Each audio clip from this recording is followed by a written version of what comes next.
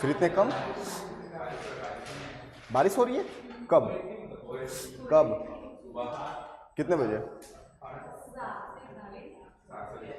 ओ, जब मैं मरा हुआ था।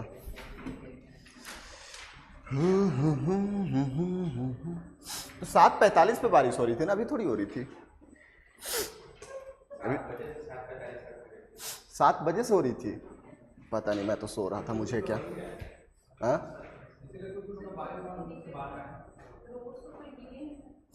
रोड्स गीले हुआ होगा, मुझे ज़्यादा फर्क नहीं पड़ता। मैं जब जिंदा रहता हूँ तभी बस मेरे को फर्क रहता है। हाँ, अरे जब मैं सोता हूँ तो फिर मैं मर जाता हूँ, फिर मैं उठता हूँ तो जिंदा हो जाता हूँ, फिर भगवान को थैंक यू बोल देता हूँ, आज के लिए थैंक यू भाई।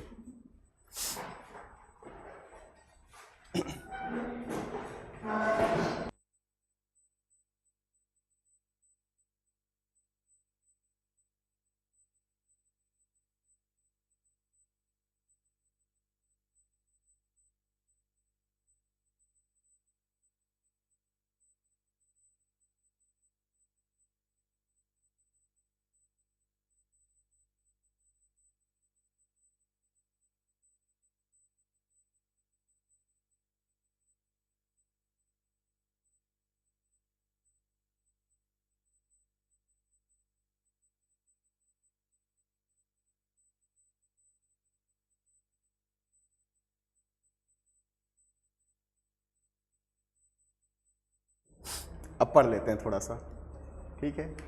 चलो, कल कौन कौन नहीं आया था भाई? हाँ, कहाँ थे? मंथली चेकअप के लिए रायपुर गए थे। अच्छा, आप बेटा? भिलाई गए थे। और कोई दूर गया था?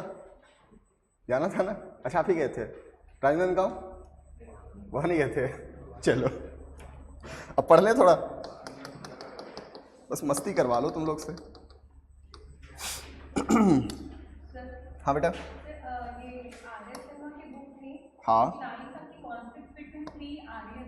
Conflict between pre Aryans. हाँ, इंडस वैली सिविलाइजेशन वाले, मैं भी तो बताया था, हरियूपिया युद्ध, बैटल ऑफ हरियूपिया बताया था, याद है? वही तो सेम है।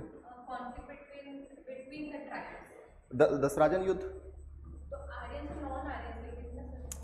कन्फ्लिक्ट बिटवीन ट्राइब्स, मतलब कि Aryan tribes. Conflict between pre Aryan, यानी आर्यन से पहले। मैंने आपको पहले ही बताया था कि लगभग इन लोग 2400 BCE से आना शुरू कर दिए थे। ये आ रहे हैं, ज़्यादा ग्रुप इनका 1500 में आया है, 2400 में आए, 1900 में आए, ये सब आए हैं, ठीक है। तो यही पहले के आर्यन हो गए। इससे पहले आईवीसी वाले रहते थे, तो जब इन लोग आए तो इनसे लड़ाई हुई, फर्स्ट लड़ाई। उसके बाद आपस में भी तो लड़ेंगे, ह्यूमन नेचर है ना। आप बिना लड़े नहीं रह सकते। दिवोदास जो है ना, दिवोदास ये है आर्य, लेकिन जो मैंने बताया था 5 नॉन आर्य, याद है? ये इंडस वैली सिविलाइजेशन के या फिर किसी और थे, ये नॉन आर्य हैं, आर्य नहीं है ये, ठीक है। तो ये या तो आईवीसी वाले होंगे या ताम्रपाषाण काल वाले होंगे या कोई भी होंगे, ये नहीं पता कौन थे, बट आर्य नहीं थे। तो पहले तो हरियूपिया हुआ, जैसा ऋग्वेद में लिखा गया है, हरियूपिया। अब ऑब्वियस सी बात है, मैं यहाँ पे रह रहा हूँ, सिंपल सोचो ना यार, मैं अभी हिस्ट्री पढ़ा रहा हूँ, जैसा भी पढ़ा रहा हूँ, मुझे नहीं पता कैसा पढ़ा रहा हूँ।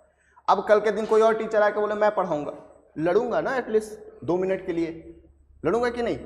वो अलग बात है कि आप लोग फिर लड़ दोगे, लड़ोगे नहीं लड़ोगे? नहीं लड़ोगे? लड़ दोगे पक्का?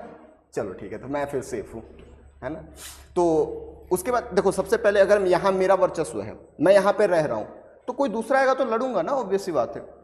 आईवीसी वाले रह रहे थे, आर्य आए, लड़ाई होगी ना, तो लड़ाई हुई। अब आपस में लड़ाई होगी कि नहीं होगी, कि तुम बड़ा कि मैं बड़ा, भारत बड़ा कि दिवोदास, अरे दिवोदास की पुरु, पुरु की कुरु, ऐसा तो होगा ना। तो ये है, ह्यूमन नेचर से ही लड़ाकू होता है, ठीक है। आप देख लो अपने आप को ही, आप अपने घर में अपने दोस्तों से बिना लड़े रह पाओगे क्या? 1 साल, 2 साल, 3 साल रह लोगे। वैसे तो 1 महीना, 2 महीना, 3 महीना बोलना चाहिए, है ना। किसी न किसी दिन तो लड़ोगे ही, तो लड़ाई होती ही है। पहले प्री आर्यन से लड़ाई हुई, फिर खुद के ट्राइब्स में हुई, वही लिखा गया आर्य शर्मा में। और किसी को कुछ पूछने? ऋग्वेद की लैंग्वेज थी वैदिक संस्कृत।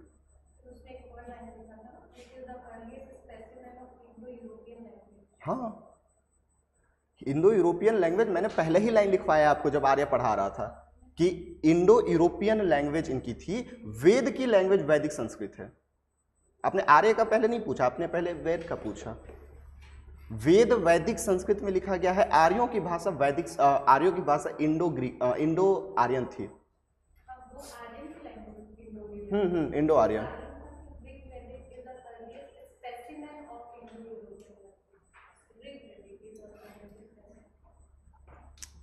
ऋग्वेद जो है ना, सबसे पहला उनका ग्रंथ लिखा गया, ये मतलब है उसका, आर्यंस द्वारा। हाँ, इंडो यूरोपियन के द्वारा।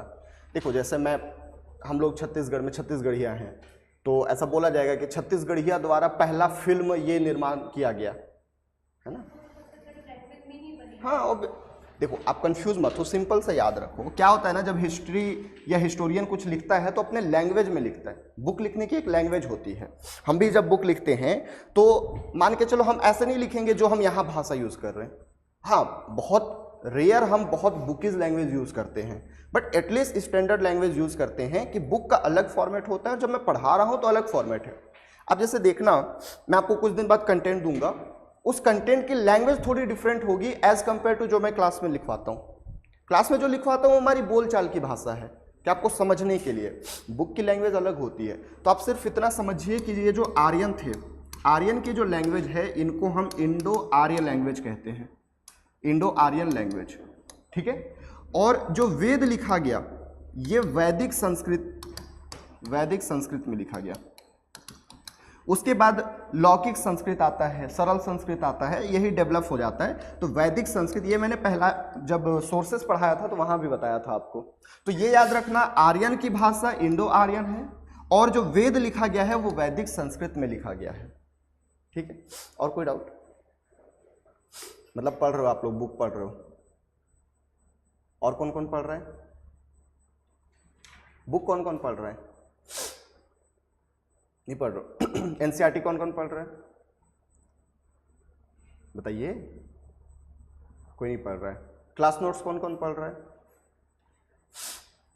भूल जाओ, आपका कॉन्सेप्ट क्लियर होने वाला है, ठीक है।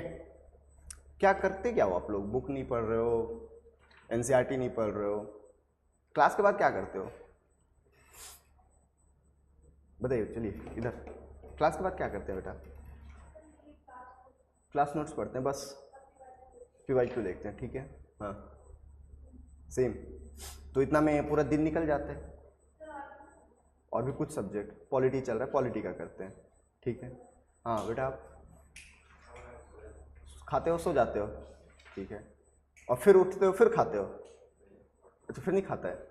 अच्छा, पढ़ता है, फिर खाता है, फिर सो जाता है, फिर उठता है, फिर अच्छा इधर आता है, फिर यहाँ से जाके फिर खाता है, फिर सो जाता है।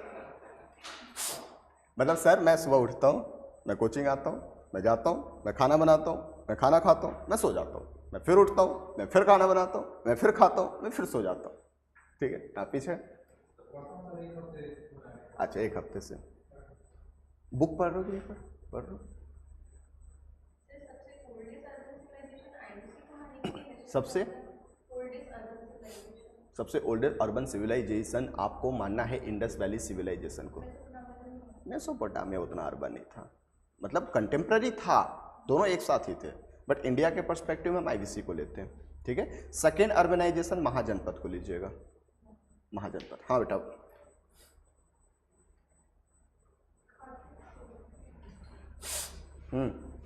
तुम तो बिना खाते खाए ही सो जाते होगे। हाँ, आपका कॉलेज अभी तक नहीं हुआ है? हो गया है, बट आगे के लिए थोड़ा बहुत पढ़ना पड़ रहा है, इंटरव्यू है अभी 28 तारीख। अच्छा, ठीक है।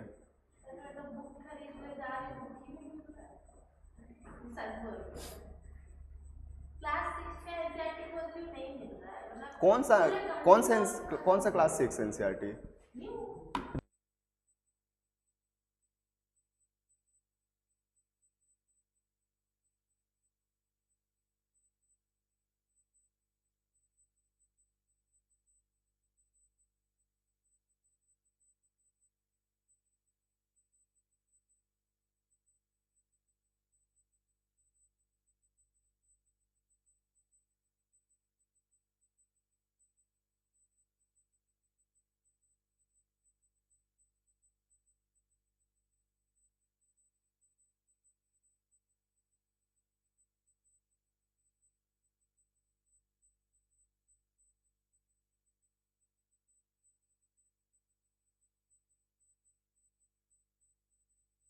एक चीज़ बता दे रहा हूँ, मेरे कंटेंट पे डाउट नहीं है मुझे, और ना आपको करना चाहिए, क्योंकि मुझे पता है कि उस कंटेंट के पीछे मेरी कितनी मेहनत है। आप कोई भी किताब देख लो, आपको कहीं से नहीं मिलेगा वो कंटेंट, मतलब एक जगह कंपाइलेशन, एक्सेप्ट माई कंटेंट। मतलब अगर आप मेरे कंटेंट में देख रहे हो तो वहीं पे मिलेगा वो चीज़ें। आप किसी भी किताब में पढ़ो ना, आप आर एस शर्मा पढ़ रहे हो ना बेटा, क्या सारा चीज़ मिल रहा है क्या आर एस शर्मा में? एनसीईआरटी कोई पढ़ा होगा, क्या सब कुछ मिलेगा क्या वहाँ पे? आप रुमिला थापर उठा लो, आप उपिंदर सिंह उठा लो, एक जगह कहीं नहीं मिलेगा। तो आप कंटेंट पे तो डाउट मत करो, बट आपको यूपीएससी दिलाना है, आपको सीजीपीएससी या व्यापम का एग्जाम नहीं देना है। सीजीपीएससी वाले करते हैं कि एक नोट्स बना लिए और जिंदगी भर उसी को रटते गए और उनका कभी एग्जाम निकलता भी नहीं है, क्योंकि सीजीपीएससी भी या व्यापम भी अब थोड़ा एनालिटिकल हो रहा है। तो आप जब तक बुक नहीं पढ़ोगे आप अपनी डेवलपमेंट कैसे कर पाओगे? आपको क्या लगता है मैं सिर्फ कंटेंट ये वाला पढ़ के आपको इतना चीजें बोलता हूं क्या? कई बार आप लोग कुछ भी क्वेश्चन पूछते हो और मैं आपको लिंक करके समझाता हूं, ये कहां से पावर आती है?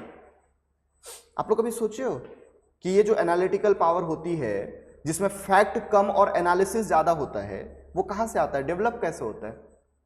कभी सोचा आप लोगों ने? बुक पढ़ने से बच्चे, और बुक कैसा, इतिहासकार वाला बुक। मैं कोई नोट्स पढ़ने नहीं बोल रहा हूं, नोट्स आप पढ़िए, मेरा नोट्स पढ़िए, मतलब जो कंटेंट दे रहा हूं उसको पढ़िए, बार बार पढ़िए, याद करिए, बट कुछ क्वेश्चन ऐसे दिखाऊंगा अभी जो कि बुक से आएगा ही नहीं, जो कि सिर्फ और सिर्फ आपके अंडरस्टैंडिंग से आएगा। आप सोचो, अभी सिंपल एक क्वेश्चन पूछा हुआ है वैदिक एज में कि ऋग्वैदिक काल और उत्तर वैदिक काल में समाज और धर्म कैसे प्रॉस्परस चेंज हुआ, या प्रॉस्परस कैसे उसमें सिमिलैरिटी है। अब आप क्लास नोट्स पढ़ के डेटा तो पा जाओगे, लेकिन कैसे एनालिसिस कैसे करोगे? वो एनालिसिस, वो फिलोसॉफिकल आइडियाज, वो सब तो एनसीईआरटी में मिलेगा ना, वो सब तो बुक में मिलेगा ना, तो वो पढ़ोगे तब ना। और इतना समय नहीं लगता। जैसे आज मैं एक टॉपिक पढ़ाया मात्र, जैसे मान लो आज मैं रिलीजन पढ़ाऊंगा या फिर इकोनॉमी पढ़ाऊंगा, आर एस शर्मा में वो 5 लाइन या 10 लाइन में दिया हुआ है, आपको 10 मिनट लगेंगे पढ़ने में, पढ़ के खत्म कर दो। एनसीईआरटी में 2 लाइन में दिया होगा वो, बात समझ में आ रही है? तो पढ़ो। मैं इसलिए नहीं बोल रहा हूं कि मैं कुछ कम पढ़ा रहा हूं आप वहां से एक्स्ट्रा पढ़ो, इसके लिए नहीं बोल रहा हूं। आप नहीं भी पढ़ोगे ना तो फैक्चुअल क्वेश्चन जितने भी आएंगे सब नोट्स से निकलेगा, इसकी गारंटी है। लेकिन आप मीन्स के लिए पढ़ना पड़ेगा, बुक पढ़ना पड़ेगा। बात समझ में आ रही है? तो इसलिए बार बार ये मेरा रिक्वेस्ट समझ लीजिए कि पढ़िए, बुक के अलावा कोई ऑप्शन नहीं है। आज नहीं पढ़ेंगे, कोचिंग खत्म हो जाएगा, उसके बाद पढ़ना पड़ेगा, और फिर आप बोलेंगे कि कोचिंग का तो कुछ फायदा ही नहीं हुआ। अरे फायदा तब होगा ना जब आप होमवर्क करोगे। सिर्फ क्लास में बैठ जाना है ना, क्लास में नोट्स बनाने ला, इससे नहीं होता सिलेबस खत्म। सिलेबस खत्म का मतलब है एक टीचर, एक नोट्स, एक बुक, प्रैक्टिस। बात समझ में आ रही है? प्रीवियस ईयर क्वेश्चन मैं कुछ करा दे रहा हूँ, आप कुछ एक्स्ट्रा एमसीक्यूज कर लीजिए, कुछ आंसर राइटिंग मैं करा दे रहा हूँ, कुछ आंसर राइटिंग आप कर लीजिए, कंटेंट मैं दे रहा हूँ, कुछ बुक आप पढ़ लीजिए। तो सिर्फ मैं करूँ आप ना करो, या सिर्फ आप करो मैं ना करूँ, काम नहीं चलने वाला। अगर हम दोनों करें तब जाके कुछ होने वाला है। बात समझ में आ रही है? तो ये करो। एटलीस्ट आर एस शर्मा नहीं पढ़ पा रहे, बहुत बल्कि बुक है, मैं मानता हूँ, एनसीईआरटी पढ़ो ना जी। एटलीस्ट 12वीं का एनसीईआरटी पढ़ लो एक, अगर 6वीं नहीं भी पढ़ना है आप 12वीं से स्टार्ट कर लो। ऐसा थोड़ी है कि रिवाज कि नहीं पहले मैं 6वीं ही पढ़ूंगी फिर मैं 7वीं पढ़ूंगी। अरे पढ़ना क्यों है? 12वीं का पार्ट ए वाला जो है ना वो पढ़ो, पहला चैप्टर तुम्हारा आईवीसी है, वहां से पढ़ना शुरू कर दो। वैदिक एज का उसमें नहीं दिया हुआ है, चैप्टर 2 में तुम्हारा महाजनपद और बुद्धिज्म दिया है, तो पढ़ना शुरू करोगे तब ना। वो क्या है ना, एक फ्लो देता है, कैसे ग्रेजुअल डेवलपमेंट हुआ है वो चीजें सिखाता है आपका एनसीईआरटी।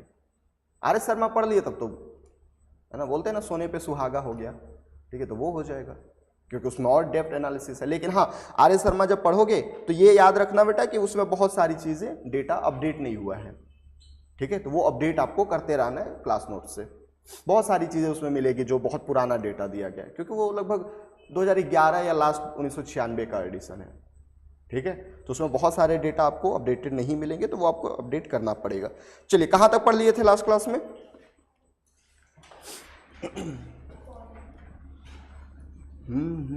हमने पॉलिटी पढ़ लिया था, उत्तर वैदिक काल का, है ना। आज अपन को इकोनॉमी करना है और यहाँ से आर्थिक स्थिति हम शुरुआत करने वाले हैं। ध्यान से समझिएगा आर्थिक स्थिति के बारे में, इसको थोड़ा सा हम डिटेल में पढ़ते हैं। क्योंकि ये क्वेश्चन इंपॉर्टेंट है, मेंस में भी यहाँ से क्वेश्चन पूछा हुआ है, तो इसको हमको अच्छे से पढ़ना पड़ेगा। अब मोस्ट इंपॉर्टेंट चीज़ ये है हमारे लिए कि सर आर्थिक स्थिति आप पहले मुझे अर्ली वैदिक एज का बता दो, ठीक है। तो अर्ली वैदिक एज में जब हम आर्थिक स्थिति के बारे में देख रहे थे तो यहाँ पे हमने देखा था कि जो फर्स्ट ऑक्यूपेशन था इनका वो था पशुपालन, यस और नो, ठीक है। और दूसरा जो ऑक्यूपेशन था, दूसरा जो व्यवसाय था वो था इनका कृषि। लेकिन चूंकि अब कुछ डेवलपमेंट हो चुका है और वो डेवलपमेंट है डिस्कवरी ऑफ आयरन, आयरन की खोज, और जब आयरन की खोज हो जाती है तो उसके बाद फिर अब यहाँ का फर्स्ट ऑक्यूपेशन जो है वो आपका एग्रीकल्चर हो जाता है। क्या हो जाता है बच्चे? एग्रीकल्चर हो जाता है। और सेकेंड ऑक्यूपेशन जो है वो पशुपालन हो जाता है। मुख्य व्यवसाय इनका जो है वो कृषि है। इवन अब खेतों के लिए, जमीन के लिए, लैंड के लिए लड़ाई होनी शुरू हो जाएगी, लड़ाई होना शुरू हो जाएगा। और यहीं पे भूमि को अपन देखिए कि राष्ट्र कहने लगे, राष्ट्र महत्वपूर्ण हो गया। इसी तरीके से जनपद महत्वपूर्ण हो गया। अब राजा का महत्व बढ़ने लगा, क्यों? क्योंकि राजा अब क्या करेगा? भूमि के लिए युद्ध लड़ेगा, कई यज्ञ करेगा, जैसे हमने कल पढ़ा था अश्वमेध यज्ञ। तो ये सारी चीजें दिखाता है कि किस तरीके से लैंड जो है, भूमि जो है वो महत्वपूर्ण होना शुरू हो गया। एग्रीकल्चर की बात करूं तो लास्ट क्लास में हमने, या लास्ट टॉपिक में, मतलब अर्ली वाले में देखा था कि उन लोग गेहूं उगाया करते थे और साथ ही साथ जौ उगाया करते थे। सर गेहूं को हम गोधूमा कहते हैं और जौ को हम क्या कहते थे? यव कहते थे। यहाँ पे एक चीज़ ऐड करिएगा कि चावल की खेती अब होना शुरू हो गया। चावल की खेती हमने आईवीसी में भी देखा था, गुजरात वाले एरिया में, बट अर्ली वैदिक एज में चावल के साक्ष्य नहीं मिले हैं। बट उत्तर वैदिक काल में फिर से हमें चावल के साक्ष्य मिलने लगे और इसको हम व्रीहि के नाम से जानते हैं। क्या कहते हैं? व्रीहि के नाम से जानते हैं। ये पॉइंट पूछा हुआ है, याद रखिएगा कि चावल को व्रीहि के नाम से क्या होता है, मैच करने के लिए दे देता है कि इधर आपका, जैसे नदी में हमने देखा था ना, नदी का पुराना नाम और नया नाम पूछा था, वैसे ही इसके भी नया नाम और संस्कृत नाम या फिर वैदिक नाम पूछ देता है। तो ये तीन चीजें याद रखिएगा कि वीट हो गया, बार्ले हो गया एंड राइस हो गया, इसको हम गोधूमा कहते हैं, जौ को हम यव कहते हैं, और चावल जो कि नया इस समय स्टार्ट हुआ है इसको व्रीहि कहा जाता है। एग्रीकल्चर के लिए अब इन लोग हल का इस्तेमाल करना शुरू कर दिए। और हल कैसा होता था? तो लकड़ी का होता था। आज भी, आज से लगभग 5 साल पहले, 10 साल पहले, अब देखोगे गांव में तो हल उपयोग होता था। आज तो ट्रैक्टर से यूज होता है, लेकिन पहले बैल से हल जोतते थे, देखे हो आप लोग? तो वो लकड़ी का हल होता था। हालांकि उसमें फाल लोहा लगाया जाता था, लेकिन पूरा हम अगर हल की बात करें तो वो लकड़ी का बना होता था। इस टाइम पीरियड पे भी लकड़ी के ही हल हमको देखने को मिले हैं। दूसरी चीज, पशुपालन तो हो ही रहा है उसी प्रकार से। अब यहाँ पे भी आर्थिक स्थिति में जो व्यवसाय है वो व्यवसाय अभी भी बार्टर सिस्टम से ही हो रहा है, कोई भी चेंजेस नहीं है। इसीलिए अब ये जल्दी हम पढ़ पाते हैं, क्योंकि सब कुछ हम पहले डिस्कस किए, बस हमको चेंजेस देखना है कि क्या क्या चेंजेस हुई है। बार्टर सिस्टम वस्तु विनिमय प्रणाली से हो रहा है। अभी भी हमें मुद्रा के रूप में 2 ही चीज मिलता है। कौन कौन सा बताएंगे मेरे को? एक निष्क है और दूसरा शतमान है। निष्क का मतलब होता है बेटा गले का हार, और शतमान का मतलब 100 गायों या 100 पशुओं का समूह को हम शतमान कहते हैं। ये 2 मुद्रा के रूप में हम उपयोग करते थे। हालांकि व्यवसाय जो है वो वस्तु विनिमय प्रणाली से होता था। थोड़ी सी अगर हम कर की बात करें, टैक्स की बात करें, तो जो वॉलंटरली टैक्स हुआ करता था अर्ली वैदिक एज में, अब यहाँ पे ये क्या हो गया? अब ये अनिवार्य हो गया, कंपल्सरी हो गया। अनिवार्य कर यानी कंपल्सरी। अब आपको कर देना ही पड़ेगा। क्या में? बलि और भाग में, उसी वही सेम है, लेकिन अब देना ही पड़ेगा। लेकिन फिक्स नहीं है, फिक्स आगे होगा कि कितना देना है, 1/4 देना है, 1/3 देना है, 1/6 देना है, ये फिक्स नहीं है। जैसे पहले क्या होता था, मन कर रहा है तो आप राजा को दो, नहीं मन कर रहा है मत दो, लेकिन अब देना पड़ेगा। बट ये फिक्स नहीं है कि कितना देना पड़ेगा, आपको जितनी मर्जी है भाग और बलि के रूप में आप दे सकते हो। तो ये याद रखिएगा, अनिवार्य कर हो गया है ना, ये पॉइंट अपन को याद रखने हैं। अगर हम यहाँ पे सेनानी, अच्छा ये तो बात कर ली हमने लास्ट क्लास में। चलिए इतना में अगर कोई डाउट है तो पूछिए, एक बार मैं फिर से रिवाइज करवा देता हूँ। आर्थिक स्थिति की बात करें तो अब यहाँ पे फर्स्ट ऑक्यूपेशन आपका एग्रीकल्चर हो गया है, जिसमें भूमि महत्वपूर्ण हो गया है, राजा कई बार युद्ध लड़ता है, भूमि को राष्ट्र वर्ड से डिनोट किया जाता है। सेकेंड, अभी भी पशुपालन है, सेम वही, घोड़ा, गाय, बैल, भेड़ ये सब पालते हैं।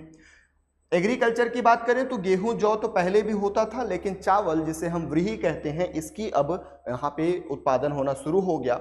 हल लकड़ी का उपयोग करते थे, व्यवसाय अभी भी बार्टर सिस्टम में होता है। मुद्रा के रूप में निष्क और शतमान का उपयोग किया जाता था। कर को अब अनिवार्य कर दिया गया है कि अब आपको भाग और बलि के रूप में अनिवार्य कर देना पड़ेगा। Is it clear? Note it down.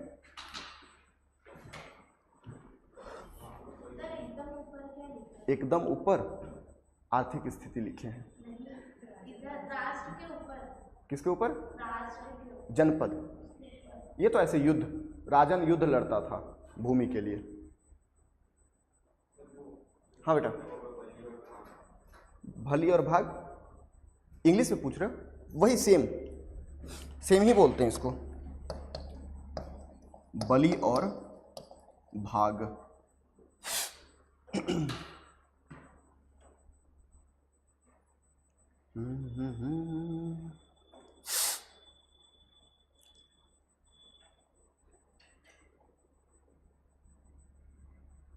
थोड़ा जल्दी करेंगे ना, आज कंप्लीट करना है। क्या हो गया भाई, समझ में आ रहा है?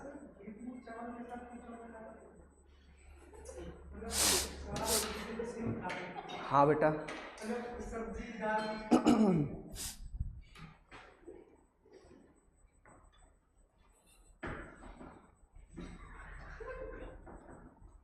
इन लोग सिर्फ गेहूं निकालते थे और गेहूं का आटा बनाते थे और आटे को ऐसे फाँकते जाते थे। कुछ जौ निकालते थे, जौ का आटा बनाते तो आटा को खाते, कुछ नहीं खाते थे बाकी। ठीक है, चावल को बिना पकाए बस ऐसे पकड़ते थे और मस्त। ठीक है, अरे भाई ये मेजर चीज़ें उत्पादन है। अब ऑब्वियस सी बात है, दाल बनाएंगे ही, है ना, रोटी बनाएंगे, ऐसे थोड़ी गेहूं को खा जाएंगे, या फिर कुछ और चटनी, अचार, ये सब ऑब्वियस सी बात है, लेकिन हम वो सब थोड़ी पढ़ेंगे। ठीक है,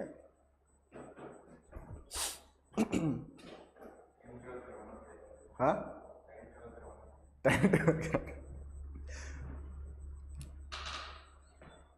कोई बात नहीं, आता है डाउट।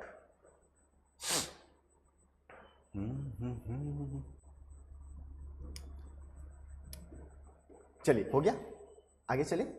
तो आर्थिक स्थिति इतना ही था, छोटू सा था, है ना। अब अपन को सामाजिक स्थिति देखना है, ये बहुत बड़ा है और ध्यान से समझना है, एकदम पूरी आपकी ना जज्बात बदल जाएगी। कल आपने क्वेश्चन पूछा था ना बेटा, आप ही थे ना, कौन सा ग्रंथ पूछा था कालिदास का? अभिज्ञान शकुंतलम। अभी अभिज्ञान शकुंतलम जाने में बहुत देर है, अभी देखना, अभी तुरंत चेंज हो जाएगा। ठीक है, तो सबसे पहला हम टॉपिक्स डिस्कस करेंगे महिलाओं की स्थिति। महिलाओं की स्थिति, ठीक है, condition of women. Condition of women पहले देख लो इधर, है ना। ज़्यादा होगा तो मैं, हिंदी में है मेरे पास कंटेंट, मैं अभी भेज दूंगा आपको, वो बाद में लिख लेना। अभी समझो, महिलाओं की जो स्थिति है ना, वो बहुत ही ड्रास्टिकली चेंज हुआ है, बहुत ही ड्रास्टिकली डिक्लाइन हुआ है ना, गिर गया एकदम अचानक से। क्यों? क्योंकि पहले जो प्रशासनिक कार्यों में ये भाग लिया करते थे, जो एडमिनिस्ट्रेटिव एक्शन इनका था, वर्क बोल सकते हो, जैसे ये आपका सभा में हुआ करते थे, जैसे ये विधत में हुआ करते थे। सबसे पहली चीज, हाँ जी, अभी बता ही तो रहा हूँ, अभी तो शुरू किया हूँ बताना, रुक तो जा, बोलने तो दे मेरे को। ये तो सर ऐसे मत ना बोलो, रुक जा भाई। देखो, मैं ये बोल रहा हूँ कि पहले जो प्रशासनिक कार्य जैसे सभा और विधत होता था, तो विधत को पूरी तरीके से खत्म कर दिया। विधत में महिलाएं थी, विधत खत्म हो गया तो यहाँ से महिलाएं हट गई, सभा से महिलाओं को निकाल दिया गया, है ना, महिलाओं को बाहर कर दिया गया। तो यानी कि अब इनका जो प्रशासनिक कार्य में भागीदारी थी वो बिल्कुल जीरो हो गया। समिति में ये पहले से ही नहीं थे, तो समिति की तो बात ही नहीं करना। सभा में थे, सभा से हटा दिया गया, विधत में थे, विधत खत्म कर दिया गया। यानी कि इनकी स्थिति अब प्रशासनिक कार्यों में खत्म हो गई, यानी कि यहाँ से इसको अलग कर दिया गया। हालांकि एक चीज याद रखना, अभी भी इनको शिक्षा का और अभी भी इनको डिबेटिंग का, वाद विवाद का अभी भी अधिकार है। तो ये पॉइंट अपन को याद रखना है कि प्रशासनिक कार्य से हटा दिए हैं, बट शिक्षा और वाद विवाद का अधिकार अभी भी इनको दिया गया है। अब आते हैं थोड़ा सा विवाह परंपरा पे कि विवाह वाला का क्या हालचाल है। हमने बहुत सारे विवाह के बारे में देखा था। जैसे सबसे पहले हमने देखा था नियोग विवाह। नियोग विवाह का मतलब है कि बेसिकली नियोग विवाह का मतलब है कि जब पति की हत्या हो जाती है या मृत्यु हो जाती है तो उसके छोटे भाई से हम शादी कर सकते थे। ये अभी भी कंटिन्यू चल रहा है। दूसरा हमने देखा था गंधर्व विवाह। गंधर्व विवाह का मतलब था कि लव मैरिज होता था कि नहीं होता था, तो लव मैरिज अब पूरी तरीके से खत्म हो गया, पूरी तरीके से बंद कर दिया गया यहाँ पे कि किसी भी प्रकार का अब गंधर्व विवाह नहीं किया जाएगा। तीसरी चीज बाल विवाह अभी भी नहीं है, सती प्रथा अभी भी नहीं है, ये बहुत अच्छी चीज है। इसके अलावा एक चीज याद रखिएगा कि 2 प्रकार के अन्य विवाह, ऐसे तो हमको 8 प्रकार के विवाह के बारे में जानकारी मिलती है, इसके बारे में हम डिस्कस करेंगे, बट यहाँ पे 2 प्रकार के अलग से विवाह की जानकारी मिलती है। इसको कहते हैं अनुलोम विवाह और दूसरा है प्रतिलोम विवाह। अनुलोम और प्रतिलोम विवाह, समझिएगा इसको क्या है ये।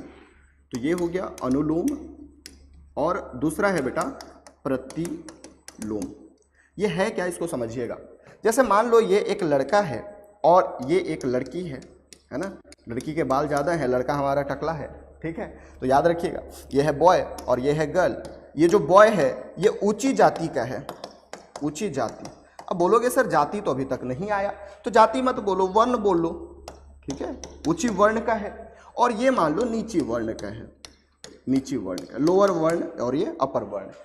अगर ऊंची वर्ण का लड़का और नीची वर्ण की लड़की का शादी होता है तो इसको कहते हैं अनुलोम विवाह। ध्यान रखना, अगर ऊंचा वर्ण का लड़का है, नीची वर्ण की लड़की है, अगर शादी होता है तो इसको हम अनुलोम विवाह कहते हैं। प्रतिलोम का मतलब होता है कि आपका जो लड़का है ये लोअर क्लास का है और जो लड़की है ये आपका अपर क्लास का है।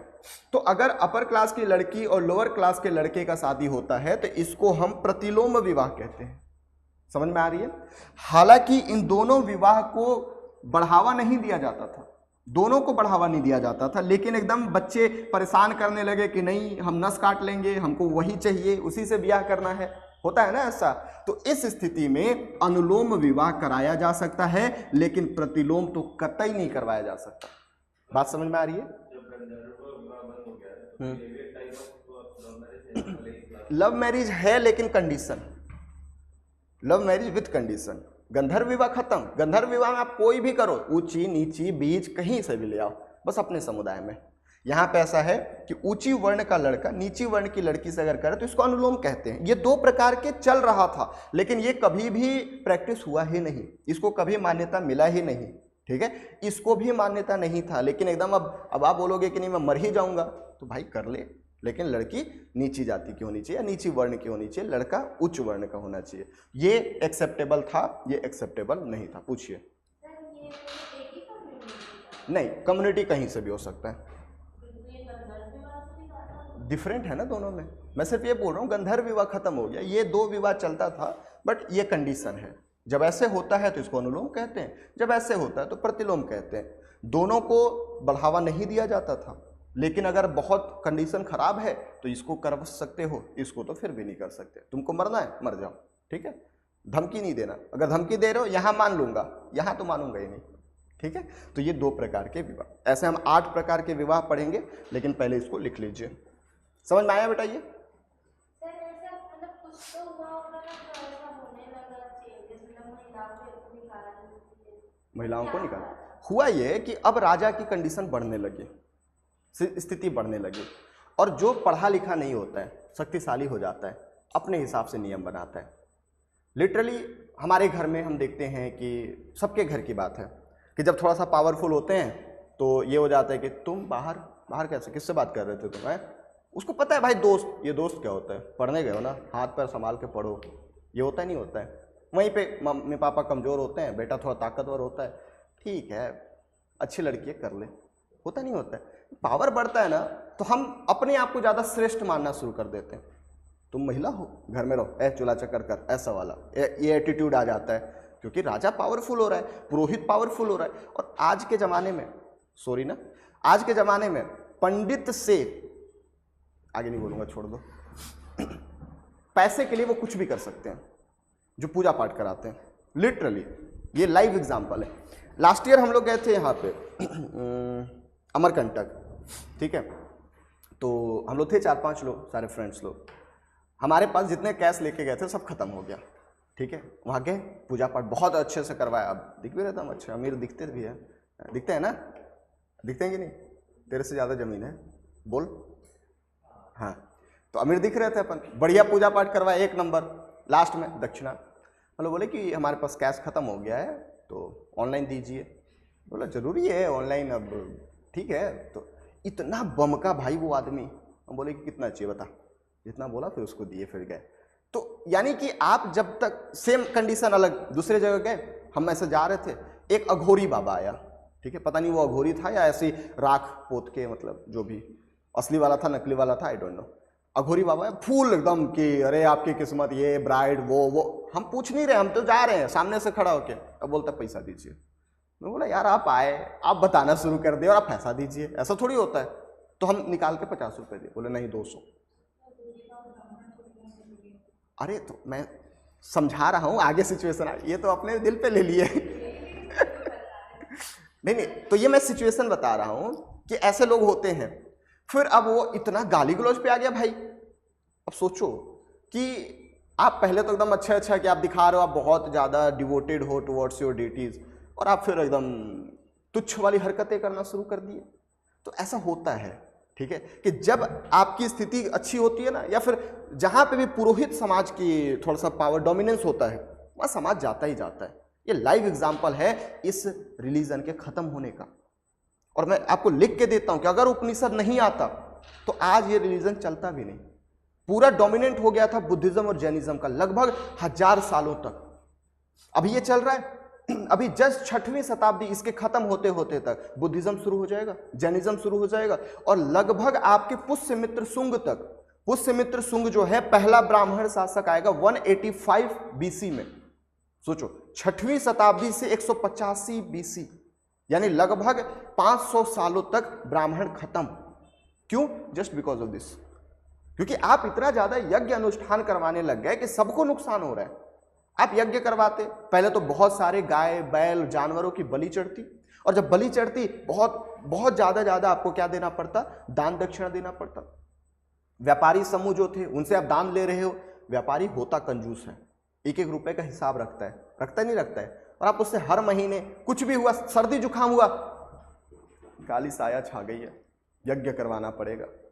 कितना लगेगा बाबा? ज्यादा नहीं, 200 गाय, 300 बैल और 1000 ब्राह्मणों का भोजन करवाना पड़ेगा।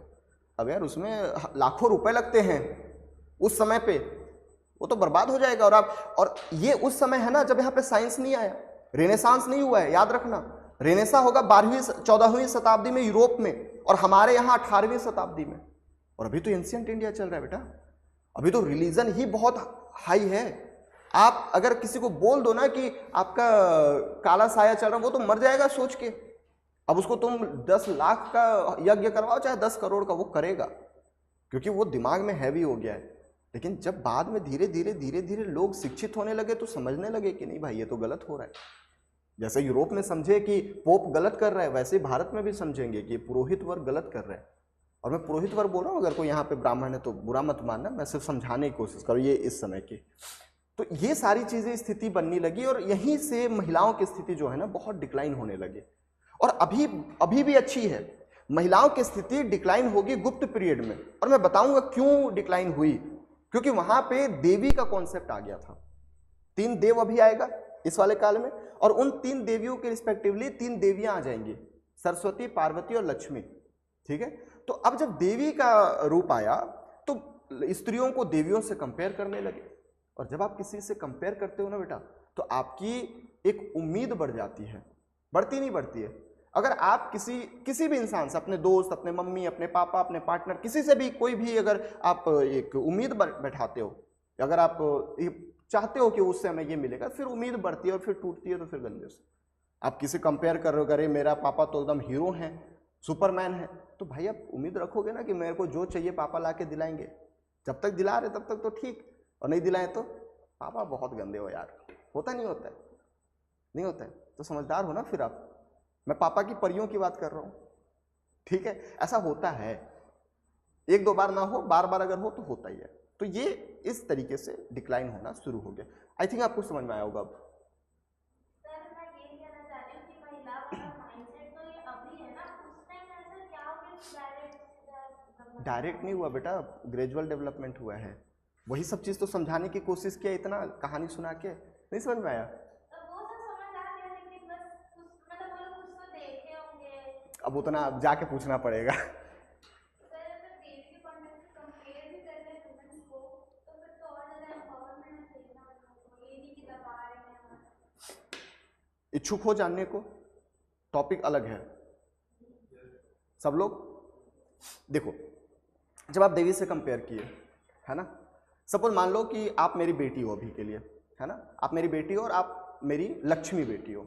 मैं दिल्ली आऊँ और मेरी लक्ष्मी और मेरी लक्ष्मी, तो मैं चाहूंगा ना कि आप मेरी लक्ष्मी हो, आप मेरी देवी हो, आप किसी लड़के के साथ बाहर घूमते ना पकड़े जाओ, चाहूंगा ना। आप मेरी देवी हो, आपको कोई गैर मर्द देखे ना, चाहूंगा ना। पर्दा सिस्टम आया, घर में रहोगे बेटा। आप बाहर काम कैसे, आप देवी हो यार, आप बाहर काम कैसे करोगे? आपका ऑक्यूपेशन गया। तो जब आप कमाई नहीं करोगे तो कमाओगे कैसे, खाओगे कैसे? रील तो नहीं था कि घर में बैठ के पापा हम रील बना लेते हैं, पैसा आएगा, नहीं ना, बाहर जाके कमाना पड़ता। जब कमाना खत्म हो गया, आप अपने पति पे, पति से पहले पिता पे, पिता के बाद पति पे डिपेंडेंट हुए। अब जब किसी पे डिपेंडेंट हो गए, कोई आपको पैसा देगा तो कैसे दे देगा? स्थिति खराब हुई कि नहीं? आप सिर्फ घर में रह गए कि नहीं? आप बाहर जा नहीं सकते, आप बातें वैसे नहीं कर सकते क्योंकि आप देवी हो। हमने आपको देवी से कंपेयर कर लिया। आप बातें इज्जत से करना, एक लय होनी चाहिए, एक सभ्यता से बात करनी चाहिए। आप मस्ती मजाक नहीं कर सकते, ज़्यादा खराब हो रहा है कि ऊपर जा रहा है। हमने अच्छा किया, हमने तो अच्छा किया कि बेटियों को, महिलाओं को अपनी देवी से कंपेयर करने से, लेकिन स्थिति खराब हुई। आप हाई वर्ण हो, आप बाहर नहीं जा रहे हो। चलो लो वर्ण है, वो बाहर जाके काम कर रहा है। जब इंसान के पास पैसे आता है ना, जब उसके पास काम होता है, कॉन्फिडेंस बढ़ता है, इज्जत बढ़ती है। आपका तो वो सब चला गया। फिर शादी से पहले पिता के हाथ में थे आप, है ना, पिता सब कुछ आपका मतलब रहना खाना सब कुछ उठाता था। शादी के बाद पति के हाथ में चले गए, पति मर गया, बेटा नहीं है आपका, अब कैसे जियोगे? है ना, आप दूसरे मर्द के पास जा नहीं सकते तो आप जियोगे कैसे? कोई बात नहीं, आप अपने पति के साथ मर जाओ। सती प्रथा, गुप्त पीरियड, पहली बार एरन अभिलेख। समझ में आ रहा है कैसे स्थिति खराब हुआ? हमने अच्छा किया और हम आपको सेलिब्रेट कर रहे हैं, कह रहे यार ये इतनी अच्छी बेटी थी हमारी कि अपने पति के अलावा कहीं ये अपना सर्वाइवल सोच ही नहीं सकती। पति की मृत्यु हुई, ये अपनी प्राण त्याग दी, ये तो देवी है हमारे लिए। आप लोग मूवी में देखते होंगे, सती जब होती थी पूजा करते थे कि ये माता है, सती माता है, करते थे। आप तो अच्छा कर रहे हो, इम्पैक्ट क्या हो रहा है? खराब। बात समझ में आ रही है? तो हम सोचे अच्छा थे करना, हो खराब गया। बात समझ में आ रही है? तो ये चीजें थी, बाकी और डिटेल में डिस्कस करूंगा जब गुप्त पीरियड का सोसाइटी पढ़ाऊंगा। अब वापस आते हैं टॉपिक पे, बहुत ज़्यादा बहक गए अपन। तो अपन विवाह परंपरा पे थे। नियोग विवाह पूरी तरीके से खत्म हो गया था, चल रहा था। गंधर्व विवाह खत्म हो गया था। बाल विवाह अभी भी नहीं है, सती अभी भी नहीं है। दो प्रकार के विवाह देखा गया कि अनुलोम में जब उच्च वर्ण का लड़का निम्न वर्ण की लड़की से शादी करता है तो उसको अनुलोम विवाह कहते हैं, और जब उच्च वर्ण की लड़की निम्न वर्ण के लड़का से शादी करता है तो प्रतिलोम विवाह कहते हैं। हालांकि समाज में किसी को भी प्रोत्साहित नहीं किया जाता था, लेकिन बहुत ज़्यादा सिचुएशन अगर हाई हो तो हम अनुलोम विवाह को एक समय के लिए हाँ बोल सकते हैं, बट प्रतिलोम विवाह कभी भी एक्सेप्ट नहीं किया जाता था। ये पॉइंट अपन को याद रखना है। लिखिए इसको, फिर आगे चलते हैं। लिख लिया हो क्या?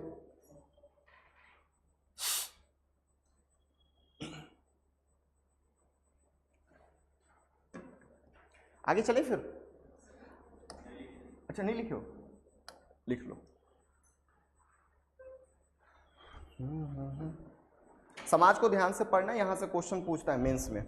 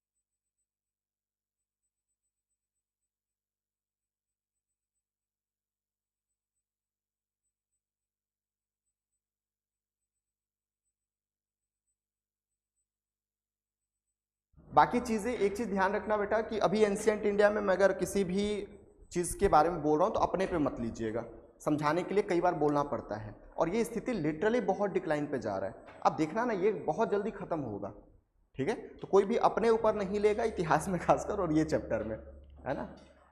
कुछ भी कई बार क्या होता है, समझाने के लिए हमको रियलिटी बताना पड़ता है, और ये रियलिटी है, ठीक है। स्थिति अब खराब होनी शुरू हो जाएगी, और आपको तब पता चलेगा जब ये पूरी तरीके से खत्म हो जाएगा और पूरा इसमें चेंज करके हम उपनिषद लेके आ जाएंगे, ठीक है।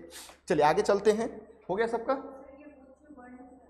हाई वर्ण, हाई वर्ण, हाँ हाई वर्ण ही लिखो, या क्लास बोल दो, हाई अपर क्लास बोल दो, हाँ वो ज़्यादा बेटर होगा। किसमें? ऐसा डिफाइन नहीं है, आपसे हाई होना चाहिए, ये रिस्पेक्टिव ऑफ देखते हैं हम। जैसे आप मान के चलो कि, जैसे मान लो कि आपकी एक लाइन हम मान लेते हैं हायर का, तो आपकी स्थिति अगर यहाँ है और एक यहाँ है, तो आप इससे हाई हुए ना, लेकिन इससे लो हुए, तो इन रिस्पेक्टिव ऑफ हम देखते हैं कि आप किससे देख रहे हो। हाँ ऑब्वियस ही बात है, लेकिन उसमें भी सब क्लास है ना, ब्राह्मण में भी बहुत सारे सब क्लास है, आ रहा है, इसी काल से बढ़ना शुरू हो जाएगा, और अगले पीरियड में जाके आपका जाति आ जाएगा। पहले वर्ण आया, सब वर्ण आएगा, जाति आएगा, उपजाति आएगा, तो इस तरीके से डेवलपमेंट चल रहा है वो, ठीक है। चलिए अब आगे चलते हैं। अब अपन को देखना है वर्ण व्यवस्था, जिसकी हम अभी बात कर रहे थे, वर्ण सिस्टम। साक्ष्य कहां से मिला है हमको? ऋग्वेद के 10वें मंडल के पुरुष सूक्त से। अब आप बोलोगे कि सर ये तो ऋग्वेद है, तो बेटा उत्तर वैदिक काल में लिखा गया है, 10वां वेद है इसलिए, है ना, बाद में लिखा गया। अब एक चीज याद रखना कि हमने पहले जो वर्ण पढ़ा था ना, वो वर्ण पढ़ा था लाइक जन्म के आधार पर, अब यहाँ पे चेंजेस हो गए। अब वर्ण जो है यहाँ पे, सॉरी पहले हम काम के आधार पर देखे थे, अब यहाँ पे जन्म आधारित हो गया, आधारित हो गया, ठीक है। बर्थ के बेसिस पे हमने अब वर्ण व्यवस्था बांटना शुरू कर दिया, यानी अब वर्ण व्यवस्था में बदलाव नहीं हो सकता। आप अगर ब्राह्मण के घर पैदा हुए हो तो ब्राह्मण ही रहोगे, और शूद्र के घर पैदा हुए हो तो शूद्र ही रहोगे, किसी भी प्रकार का बदलाव नहीं हो सकता, क्योंकि अब वर्ण व्यवस्था जन्म के आधारित हो गया है। तो ये पॉइंट अपन को याद रखना है। कितने हैं? तो ब्राह्मण, क्षत्रिय, वैश्य और शूद्र, ये 4 प्रकार के हमको देखने को मिलते हैं यहाँ पे भी। हाँ बेटा,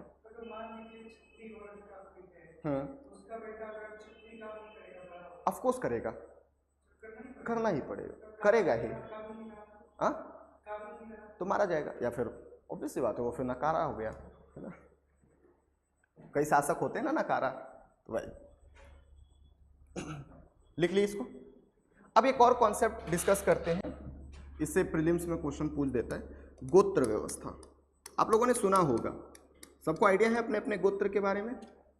जिसको इसको आइडिया है क्या होता है गोत्र, आप लोग बताओ, फिर मैं समझाऊंगा। हाँ, आपके एंसेस्टर कौन से ऋषि मुनि थे? और किसी को आइडिया है? सेम। और किसी को? नो। देखिए, गोत्र की जो शुरुआत हुई है ना, इसको हम काउडंग कहते हैं। काउडंग का मतलब जहां पे गाय को सामूहिक रूप से रखा जाता था। जैसे मान लो किसी ऋषि का आश्रम है, वहां पे सब लोग अपने गायों को एक साथ बांधा करते थे, और जो भी यहाँ का प्रमुख ऋषि होता था, उसी ऋषि के नाम पे आपका गोत्र हो जाता था। बात समझ में आ रही है?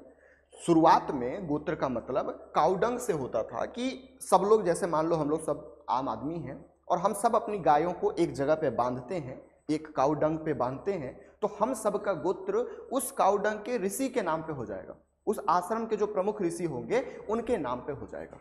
बात समझ में आ रही है? एक चीज याद रखिएगा कि वेदों में ये बताया गया है कि हम सगोत्रीय विवाह नहीं कर सकते। सगोत्रीय विवाह, या आप बोल सकते हो कि एक्सोगेमी या एक्सोगोत्री, इसको बढ़ावा दिया गया है। ये पॉइंट अपन को याद रखना। क्यों? क्योंकि माना जाता है कि अगर आप एक ही गोत्र में विवाह करोगे तो भाई बहन हो जाओगे, और हिंदू धर्म में भाई बहन में विवाह नहीं होता। इसके पीछे का साइंटिफिक रीज़न भी है, डीएनए वगैरह कुछ इस तरीके से लाइक बहुत ज़्यादा फिर डिसीजेस होना शुरू हो जाता है ना, तो इसके पीछे साइंटिफिक रीज़न है। जब आप लोग साइंस पढ़ोगे तो वहाँ पे आपको डिटेल में बताएंगे, बट अभी के लिए याद रखिएगा कि सगोत्रीय विवाह न करने की यहाँ पे सलाह दिया जाता था। और गोत्र का मतलब बेसिकली काउडंग से है, जहाँ पे सबकी गाय एक जगह पे बांधी जाती थी और उस आश्रम के ऋषि के नाम पे हमारा गोत्र डिसाइड किया जाता था। तो ये चीज़ें लिख लीजिए, लिख लिए।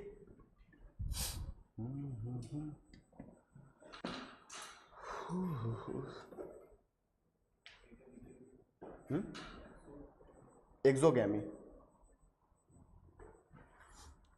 एक चीज और डिस्कस कर लेते हैं फिर क्लास को एंड करेंगे। यहां तक समझ में आया? 16 संस्कार के बारे में डिस्कस कर लेते हैं।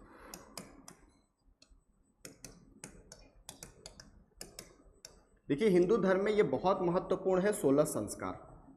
ठीक है, जैसे ही एक बच्चे का जन्म होता है तो वहीं से 16 संस्कार प्रारंभ हो जाता है। आपका ये होमवर्क है कि आप 16 संस्कारों का लिस्ट बना लोगे अपने कॉपी में। ठीक है, 16 संस्कार वो आपके लिए है, 16 श्रृंगार हमारे लिए 16 संस्कार है। ये तो अलग ही उसमें जा रही है सर। हाँ, कर्ण भेदन वाला है। ठीक है, इसके अलावा उपनयन संस्कार हो गया, अंत्योष्टि संस्कार हो गया, चूड़ाकर्ण संस्कार हो गया। ठीक है, ये सब चीज़ तो आप लोग ये होमवर्क लिख लो कि आपको 16 का लिस्ट बनाना है, और अगर नहीं बनाओगे तो मैं भेज दूंगा ग्रुप में, बता देना। हमको इसमें से एक को डिस्कस करना है, वो है उपनयन संस्कार। इसको जनेऊ संस्कार भी कहा जाता है। उपनयन संस्कार, नयन संस्कार, इसको समझिए। देखिए उपनयन संस्कार जो है ये सिर्फ और सिर्फ अपर 3 वर्ण को दिया गया है, ब्राह्मण, क्षत्रिय और वैश्य। हालांकि आज सिर्फ और सिर्फ ब्राह्मण करते हैं, धारण करते हैं। ऐसा माना जाता है कि जब आप उपनयन संस्कार कर लेते हो तो अब आप रेडी हो शिक्षा प्राप्त करने के लिए। शिक्षा ग्रहण करने से मतलब उपनयन संस्कार होने से पहले या जनेऊ पहनने से पहले आप शिक्षा ग्रहण नहीं कर सकते। आज की बात नहीं कर रहा मैं, इस समय की बात कर रहा हूँ। आज तो बहुत समय बाद, आई थिंक शादी से पहले पहनाते हैं क्या, है ना। तो आज का तो सिचुएशन अलग हो गया, लेकिन पहले ऐसा माना जाता था कि जब एक बार आप उपनयन संस्कार कर लेते हो तो अब आप शिक्षा ग्रहण कर सकते हो। जनेऊ पहनने का जो अधिकार था वो सिर्फ ब्राह्मण, क्षत्रिय और वैश्य को हुआ करता था। एक चीज याद रखिए कि महिलाओं को और शूद्र को इससे बाहर रखा गया है। महिलाओं और शूद्र के पास जनेऊ पहनने का या उपनयन संस्कार करने का कोई भी अधिकार नहीं था। थोड़ा सा और इसी को डेप्थ में अगर हम डिस्कस करें तो एक व्यवस्था होता है जिसको द्विज सिस्टम कहते हैं। अब ये द्विज क्या होता है समझिएगा। ऐसा माना जाता है हिंदू धर्म में कि हम 84 लाख योनियों में पैदा होते हैं और उसके बाद हमारा जन्म एक मनुष्य के रूप में होता है। एम आई राइट? तो ये होता है कि हम 84 लाख जन्म लेंगे, उसके बाद फिर हम मनुष्य के रूप में जन्म लेते हैं। लेकिन अगर आप उपनयन संस्कार करते हो, अगर उपनयन संस्कार करते हो तो आपका जन्म द्विज हो सकता है। द्विज का मतलब होता है dual human life. Dual human life यानी आपको दोबारा मानव जीवन मिल सकता है, एक के बाद एक। इन नॉर्मल केस आप जन्म लिए मनुष्य के रूप में, फिर आप 84 लाख अलग योनियों में जन्म लोगे, फिर दोबारा मनुष्य आओगे। लेकिन अगर आप उपनयन संस्कार करते हो तो आप द्विज कहलाओगे, और अगर आप द्विज होते हो तो आपका एक के बाद एक दोबारा मनुष्य का जीवन हो सकता है। और ये द्विज व्यवस्था सिर्फ और सिर्फ इन 3 वर्णों के लिए था, इनके लिए नहीं था। देख रहे हो महिलाओं की स्थिति कितनी खराब होते जा रही है। ठीक है कि आप द्विज नहीं हो सकते।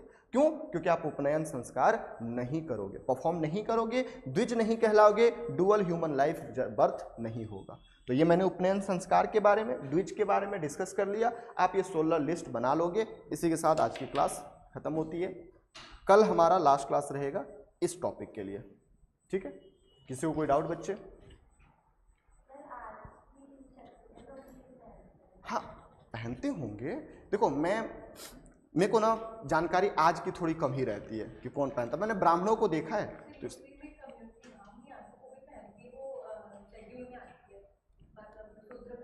ऐसा यूपी में हो सकता है। मैं पहले की बात कर रहा हूँ, ठीक है, इस समय की। देखो अब तो क्या है कि आपके पास राइट है ना, आप मैं भी पहन सकता हूँ, आप भी पहन सकते हो, महिलाएं